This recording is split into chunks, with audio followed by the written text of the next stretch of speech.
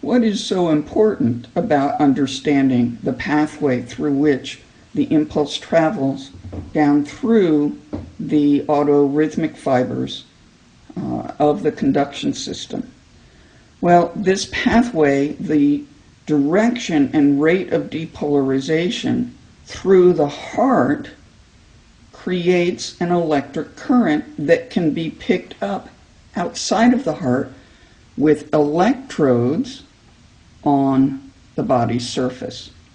We will actually do a lab on this, measuring your own EKG or ECG electrocardiogram. So this is a measurement or a record of all of the electric activity from the myocardial cells. And I will explain this in more detail in class, but essentially it's a picture of the flow of electric current through the heart from a variety of directions.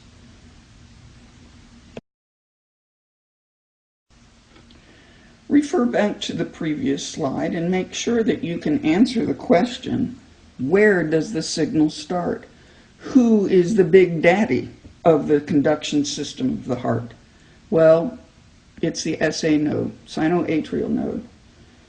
And that initiates an impulse that travels through the atria, right and left, down to the atrioventricular node, through the bundle branches, and then through the Purkinje fibers. This electrical activity can be seen on an EKG. Here is a typical tracing, a quote-unquote normal tracing. The P wave occurs during atrial depolarization. What we refer to as the QRS complex occurs during ventricular depolarization, and the T wave is occurring during ventricular repolarization. Now, does that mean that the atria don't repolarize the way the ventricles do? Of course not. If we are going to have rhythmic depolarization of the atria, we also must repolarize that tissue.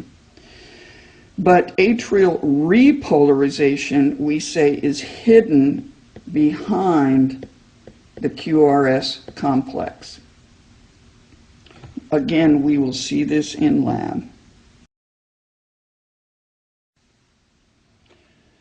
Another piece of the puzzle here for the EKG are these flatter areas.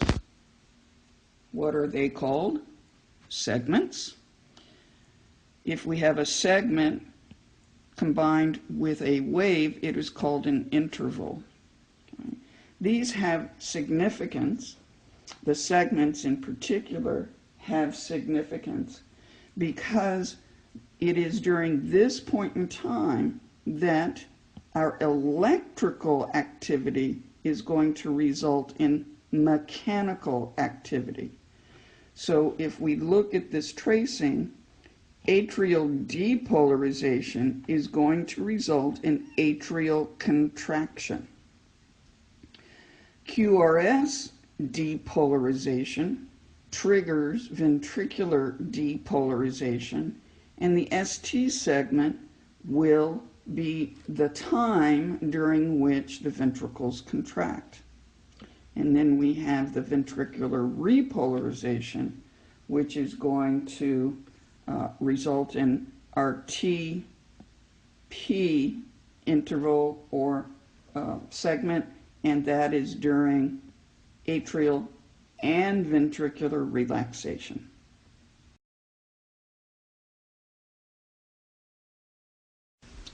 I really like this illustration in your textbook because it shows depolarization and repolarization caused by the pacemaker tissue. Step by step, work your way down from step 1 to step 6 and see if this makes sense. And remember The yellow in the image equals depolarization, and the red represents repolarization. We'll talk about this again more in lab.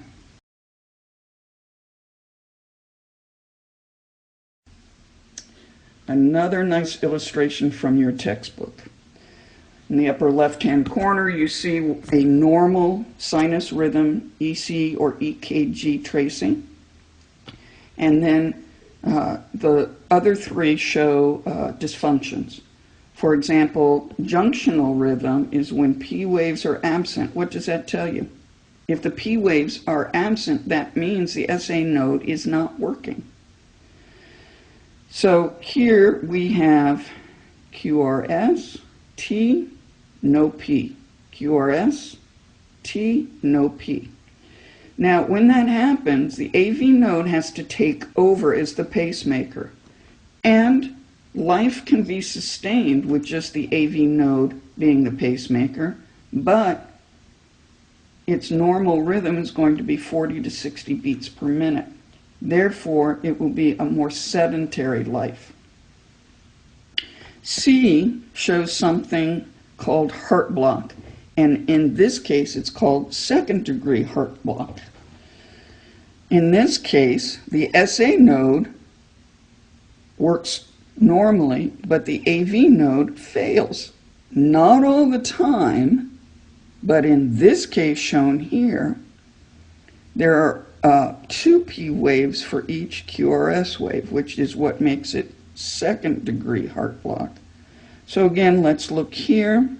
Here is a P wave. Here is a P wave, followed by QRS. There is no QRS that follows this P wave here. Second-degree heart block. And then finally over here, ventricular fibrillation. This occurs when the action potentials are very random. They are not following the normal pathway of the conduction system.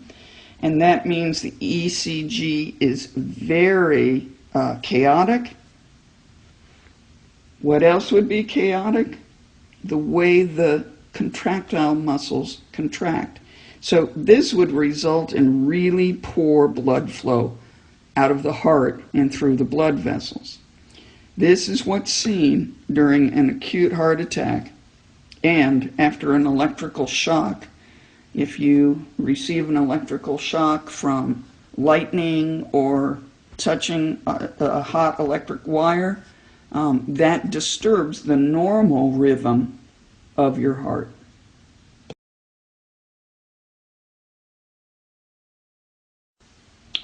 All right, here's a nice big picture that integrates, I hope, your understanding of the parasympathetic and sympathetic influence on the heart. And we obviously will be talking about this when we get into cardiac physiology, which is part 3. So the heart, we say, is dually innervated. Okay? That means that both sympathetic and parasympathetic pathways reach the SA node.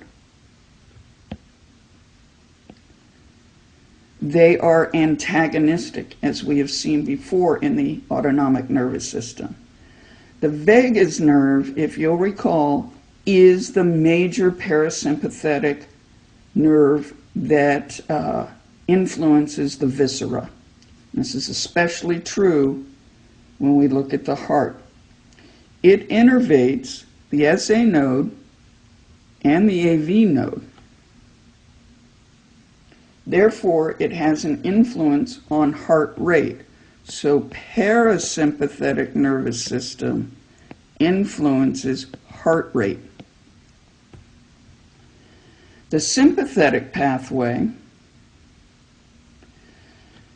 traveling through our trunk ganglion, innervates the SA node, the AV node, and it innervates many of the contractile cells in the myocardium.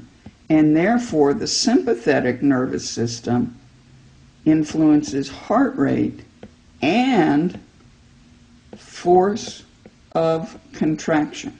Again, we are going to see that in our next part of the chapter.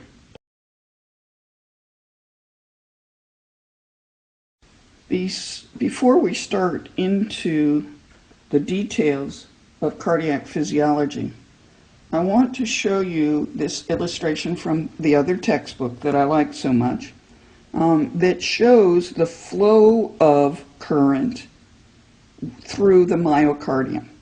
Now, remember, I told you that the autorhythmic cells only make up about 1% of all of the cells in the myocardium. So this area here is representing the cells of the SA node. They have a different kind of action potential that does spread from the autorhythmic cells into the contractile cells. We'll see how that happens in more detail in Part 3. So here you see the action potential of the contractile cells. It's a little different, but the point is this has to happen first before this happens.